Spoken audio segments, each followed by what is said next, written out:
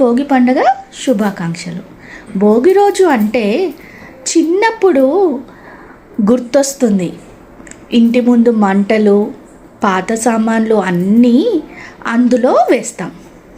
అప్పుడు ఎప్పుడు అడగలేదా ఇదంతా ఎందుకు అని? ఇప్పుడు అర్థమవుతుంది. అవి పాత వస్తువులు కాదు, అవి పాత భారాలు. ఈ భోగి రోజు నేను కూడా ఒక భయంని గుర్తించాను.